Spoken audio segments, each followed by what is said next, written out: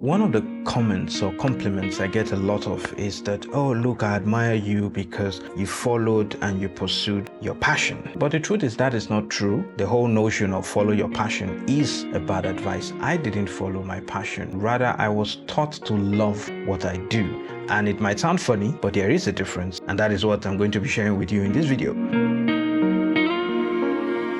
Follow your passion, make a career out of your passion, and you will never work a day in your life.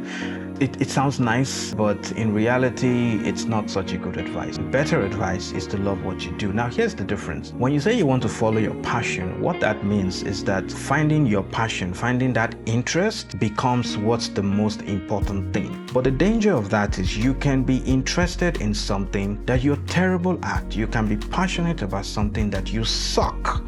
And your friends and family will not tell you. But on the other hand, loving what you do actually puts what you do first before the whole notion of loving it. So it starts with finding a couple of things that you're interested in, but then vetting those things to find what you're actually good at. Now, if we're following the formula, so to speak, of following your passion, you will think that I followed my passion. For example, it starts with finding an interest, find something that interests you. For me, that was video editing. Secondly, is to find a career path that interest can fit into. For me, that was filmmaking. And then the third thing is to give it all you've got, and you'll be successful and you'll sail into the sunset and everything will be all right. Absolutely not. But you see, if we should go back, video editing was not my only interest. I had graphic design, music production, public speaking, and video editing. So I had 4 interests. What made me choose video editing over the rest? If I was just going purely from a passion point of view, I would have said, okay, you know what?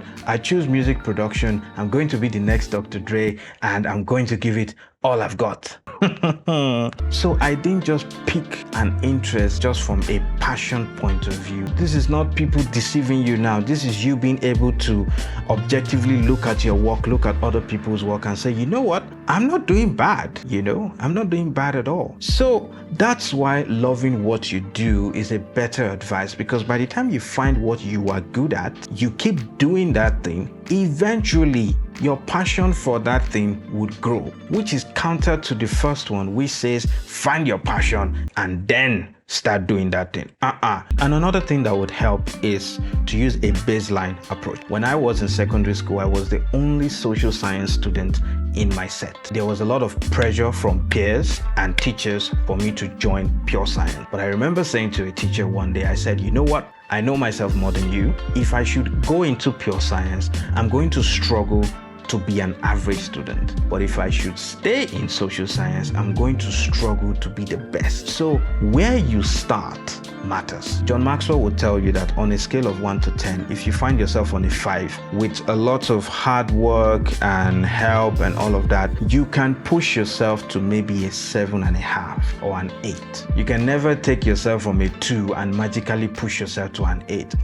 It doesn't work that way. So if you start in a career path where you already have some natural gifting, you are already good at it to a certain level, it's now left for you to refine it and build your skill and all of that. You are starting around a 5 or a 6, and by the time you develop yourself, you can end up around an 8.5 or a 9 or even a 10. But if you are now saying, oh, I'm passionate about this thing, even though I know I'm not good at this thing, I'm going to give it all I've got because I'm going to follow my passion, you're going to be starting around a 1 or a 2, and you will push and push and push yourself, and you only end up around a 5 or a 6. And guess what? There is no room at the top for people who are around 5 and 6. And this whole idea of finding something that you're good at takes it a step further, because it introduces a sense of purpose, because this is something that is innate in you. This is something that you feel you were born to do. Because to build anything successfully in life takes a lot of consistency, takes a lot of hard work, takes a lot of discipline, takes a lot of sacrifice. And